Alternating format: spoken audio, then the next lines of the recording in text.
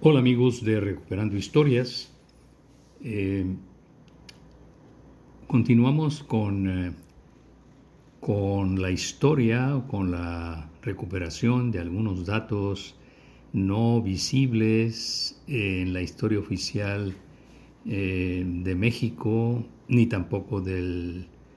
Nuevo Reino de León, ni del sureste tejano, ni del noreste tamaulipeco. A pesar de que el punto geográfico que vamos a abordar es el centro que irradió hacia todo el noreste novohispano, las diferentes familias que fueron poblándolo. Estoy hablando de, del siglo XVI y concretamente del año de 1582. A partir de 1582, aunque eh, su capitulación que hizo posible su fundación se empezó a tramitar o a negociar desde 1580 o finales del 79, 1580, 81, pero sería hasta 1582 cuando ya formalmente empieza los primeros actos fundacionales. Me refiero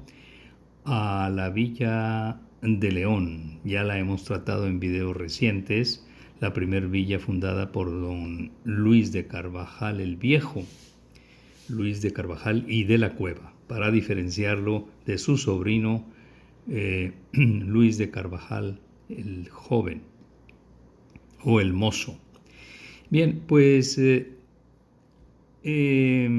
hablar de León es hablar de San Gregorio Magno, es hablar también del actual Cerralbo y es hablar, repito, de la primer villa que el conquistador del Nuevo Reino de León, don Luis de Carvajal, funda en lo que entonces ya se conocía desde luego como la Nueva España, con escasos 60 años previos a su fundación, que fue cuando se desarrolla prácticamente la conquista de México o de lo que habría de ser la Nueva España por Hernán Cortés. Así es que no habían pasado tantas décadas cuando esta antigua villa se funda. Bien, pues quiero hacer una plática que espero sea breve, pero la primera vez que visité yo ya, que recuerdo de manera consciente este pueblo o esta villita pequeña que no, vamos, que se ha mantenido sin mucho crecimiento físico, y más en ese año que yo fui, que fue un mes de diciembre de 1967, cuando yo estaba aún, era muy jovencito, estaba en la preparatoria y armamos un grupito de amigos jovencitos y acudimos junto con otro de los amigos del grupo, que era oriundo de Cerralbo, de apellido Treviño, como yo también, y fuimos a hospedarnos a una antiquísima casa muy cerca de un parque hermosísimo en Cerralbo que se llama El Sabinal, y que ahí vivía su abuelo, un hombre mayor que seguramente ya andaba pisando los 80 años, muy conservadito, de ojitos azules, de piel clara, muy vivo en sus razonamientos, de mucha energía, y se me grabó todas las conversaciones que tuve, a pesar de ser yo un muchacho muy joven, de apenas 15 años, pero me interesaba desde entonces mucho ver todas esas, ver ese pueblito, ver esa historia que desde mis abuelos había escuchado una serie, ya para ese tiempo una serie de pláticas. Pues el primer nombre, la Villa de León, eh, mm, como ya lo hemos dicho, pues obedece a que era el centro, estaba destinado a ser el centro neurálgico de ese nuevo reino de León que apenas prometía que iba a ser un centro con importancia minera, con una cantidad de recursos territoriales que prometían mucha prosperidad. Y recuerdo esa primera visita porque me llamó la atención la cantidad de agua que circulaba por el pueblo, por la villita, cómo bajaban, los parques que tenía, los ojos de agua que brotaban y pasaban y cruzaban buena parte de la villa, sus edificios antiguos, algunos que databan del siglo XVII y que estaban todavía en pie, muy bien conservados. Eh, y bueno, sobre esta primer visita que me trae muy gratos recuerdos, porque fue un invierno, ya para ese mes de diciembre estaba muy frío y pasamos una semana ahí en condiciones, o sea, con una temperatura bastante baja, pero bueno, los muchachos jóvenes aguantamos todo y disfrutamos esa semana en el terreno que circundaba esa antigua casa del abuelo de mi amigo. Recuerdo muchos datos y hago mención a esta visita porque de ahí parte la historia o la cantidad de hipótesis que surgen una vez que empiezo a ver documentos, una vez que conozco más de cerca la historia de la fundación del nuevo Reino de León, una vez que conozco más de cerca eh, la, el origen sefaradí de sus fundadores, de la mayoría de sus fundadores, familias provenientes de Portugal, de la Raya de Portugal y de las ciudades fronterizas castellanas, gallegas y portuguesas. Pues se arma toda esta historia que, como digo, tiene partes con apoyo documental, partes o lagunas que hay que rellenar con una serie de hipótesis. Entonces, León, transportémonos a la fundación en 1582, en donde fue una campaña eminentemente militar, pero como era costumbre, aunque esta región de Nueva España no tenía, tardó en tener un asentamiento formal de representación de la Iglesia Católica. Sin embargo, acompañaban a Carvajal a algunos 3, 4 personajes asociados a las autoridades eclesiásticas, un clérigo de Minas que le llamaban, que acompañó a Carvajal, de nombre Diego Ramírez Zamorano, un vicario de apellido Ortiz, otro clérigo llamado Pedro Infante, como el cantante del siglo XX mexicano tan querido por el pueblo mexicano. Bueno, pues era un homónimo, ya había un Pedro Infante entonces, y él venía de la Huasteca y acompañó a don Luis de Carvajal el Viejo. Bueno, había esa incipiente presencia de la Iglesia Católica junto con el proyecto de conquista y colonización. La primera iglesia que se instaura ya de manera oficial en esa villa ya es del siglo XVII, es decir, como casi medio siglo después de su fundación. Seguramente hubo algunas otras instalaciones en donde los clérigos oficiaban o impartían sus servicios religiosos, pero debieron ser, hasta donde entiendo, de construcciones muy endebles y muy frágiles. Habría que investigar más, ¿no? Pero entre 1582 y 1633 la, vamos, las construcciones de carácter religioso no están conservadas y no he logrado dar con documentos que me indiquen si en ese mismo lugar donde está la actual iglesia de San Gregorio el Magno, que por cierto ahora hace pocos días, el día 22 de julio, tuvo un colapso la construcción y se derrumbó casi todo su techo, una construcción de casi 400 años y que pues bueno, no resistió y se colapsó. Ojalá que se logre reconstruir sin que pierda su, su, su historia y su pertenencia al tipo de construcción del siglo XVII.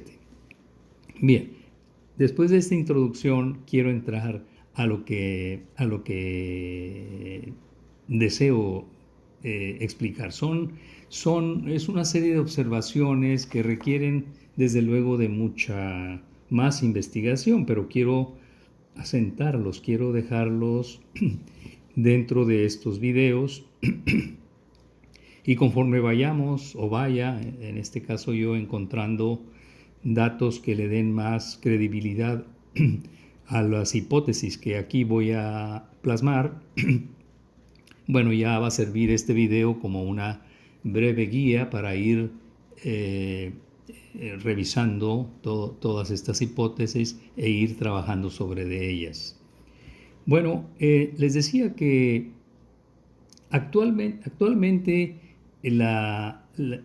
ciudad de Cerralbo, o el pueblo de Cerralbo, pues vamos a ubicarlo en la geografía para los que no son de aquí de Nuevo León o de México y están siguiendo este canal, pues la ciudad de Cerralbo, que también se conoció como San Gregorio,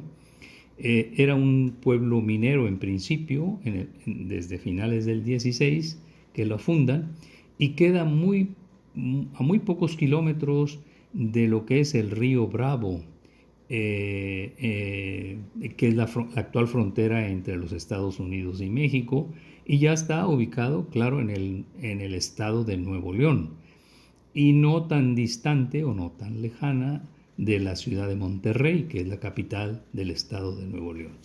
Pues está rodeado de la sierra, forma parte de la Sierra Madre Oriental de México, y en el siglo, si ahorita todavía, a pesar de todo el destino que se le ha dado a los mantos acuíferos, todavía existen, quiero pensar que en el siglo XVI era paradisíaco, era una cantidad de agua muy abundante y me llamó, bueno, los parques que actualmente tiene, que son muy bonitos, están en el corazón de la ciudad y tiene árboles que según los especialistas, sabinos, que datan de varios siglos. Algunos, los más antiguos, creo que tienen por lo menos 700 u 800 años, a decir de los que conocen, ¿verdad? Yo repito ese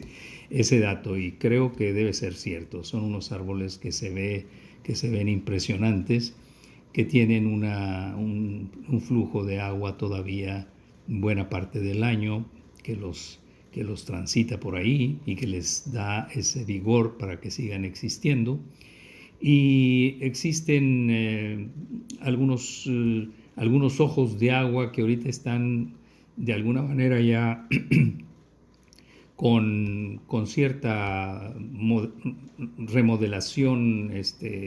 en donde la gente puede ir a pasear, claro, altera un poquito su condición natural, pero no dejan de ser muy interesantes. La presencia del agua, más toda la historia que sé de las minas de San Gregorio, las minas de San Gregorio, que en otro video hice mención, como que la tradición eh, ubica a Luis de Carvajal el Mozo, el jovencito Luis de Carvajal, como un lugar de retiro y de reflexión. Y esas viejas minas de San Gregorio se ubican en la Sierra de Picachos, que está muy próxima a lo que es el pueblo de Cerralbo, pero no están en el pueblo. Es decir, hay una distancia no retirada, pero están ya en plena Sierra de Picachos. Esas, entiendo que así es, esas viejas minas de San Gregorio, que en su momento dieron plata, zinc y plomo, y siguieron dando en cantidades más o menos razonables hasta que ya a mediados del siglo XX prácticamente, o por ahí, su producción descendió, fue siendo menos y ya no están explotándose. Pero pegado o muy cerca a estos ojos de agua y a estas grandes corrientes naturales que forman arroyos y acequias que van atravesando la villa, está el lugar donde se procesaba todas esas rocas que se extraían de las minas de San Gregorio, las traían y se ha conservado muy bien ya en lo que son las proximidades de la villa y cerca de esos parques, con muchos recursos acuíferos, se ha conservado esas viejas instalaciones que era donde se procesaba el metal, se extraía la plata, el zinc y el plomo y otros metales desde finales del siglo XVI hasta el siglo XX, que fue cuando ya bajó su explotación. Bueno, más o menos con toda esta descripción de lo que es ahorita Cerralbo, eh, me llaman la atención varias cosas. Eh, en la historia he sabido que aunque don Luis de Carvajal el Viejo no era un hombre observante de la ley mosaica, es decir, él aunque era de origen portugués y en su familia seguían practicando el judaísmo, aunque ya habían sido convertidos, y su esposa era una mujer también que practicaba el judaísmo, y su suegro, que fue su gran financiador, estaba asociado con el mundo sefaradí y converso, judeo-converso, y seguían conservando todos esos nexos, pues de todas maneras la hermana que acompaña, la hermana de don Luis, que era madre de Luis el Mozo, Luis de Carvajal el Mozo, lo acompaña en esta aventura de la fundación del nuevo Reino de León, aunque la hermana y las sobrinas permanecen más tiempo en el área de Pánuco y cerca de Tampico y se casan finalmente y se van a otros minerales, las sobrinas. Pero bueno, quiero decir que había una presencia real de práctica judía, con todas las limitaciones que en esos momentos se presentaban, pero existía. Entonces, voy a lanzar la primera hipótesis. No sabemos si antes de 1633, que es cuando se construye la primera iglesia católica, ya formalmente, había existido algún otro tipo de instalación religiosa católica, desde luego. Pero también sabemos por los procesos inquisitoriales que se le sigue a toda la familia, inclusive a don Luis, que muere en prisión antes de ser, de ser enviado fuera de Nueva España. No sabemos si existió algún otro tipo de presencia, si no religiosa, cuando menos de presencia física, a donde pudieron haberse reunido algunos pocos de los integrantes del equipo militar que acompañaba a don Luis en la conquista y sobre todo en la conquista. Ese es punto número uno. Punto número dos, generalmente la manera en que corren esos arroyos, que es de una manera tan grata porque fluyen y fluyen, es agua directa de manantiales, y fluyen y pasan y es agua corriente. No sea, desde luego, el agua como elemento de vida es para cualquier colonizador, pues buscar un lugar donde hay agua es tal vez el primer requisito que tienen para escogerlo, porque de ahí depende la vida. Pero también desde el punto de vista religioso, para una comunidad que aunque ya eran conversos, pero que podían seguir practicando ciertas costumbres y hábitos propios del judaísmo, el agua corriente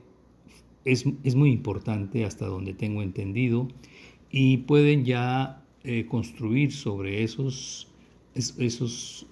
arroyuelos que cruzan la villa y que pueden pasar eh, de manera integral a lo que es una construcción o lo que llaman una migvé. Y también, desde luego, todos esos ojos de agua que están fluyendo de manera permanente y todos esos arroyuelos tienen distintos niveles de profundidad, unos más, otros menos, pero a lo largo de su recorrido por la villa se dan esas características. Claro, estoy lanzando hipótesis, pero es interesante porque ya eso fue en 1582 cuando escogen ese lugar ya de manera formal, pero desde el 77, desde 1577, ya habían descubierto los ojos de agua de Santa Lucía, en este caso Alberto del Canto, que fue el pionero en este tipo de incursiones y que fue con el que de alguna manera se informó don Luis de Carvajal y formó equipo. Entonces tenemos los ojos de agua de Santa Lucía, que ahora, bueno, están en el corazón de Monterrey. Tenemos estos veneros, estos ojos de agua cercanos al Sabinal y a lo que ahorita ya tiene otro nombre, le llaman Parque Minas de Benavides, así le llaman, que bueno, es casualidad, pero ya sabemos que Benavides, que es otra de las familias que inicia las fundaciones de toda esta región, pues también hay sus grandes análisis sobre su origen sefaradí. Bien, entonces lanzamos esa otra hipótesis. Desde luego, la labor hay una institución en México que es el Instituto Nacional de Antropología e Historia, que es el que realmente tiene que tratar de conservar lo más cercano posible a lo que existió una vez que se destruyen construcciones, entonces trata de conservar todo eso. Y siento que en el caso de Cerralbo o de San Gregorio hay muchísimas cosas por descubrir que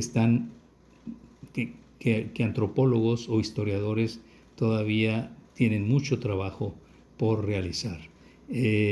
Estaba viendo también que El primer auto de fe de los Carvajal, que fue un 24 de febrero de 1590,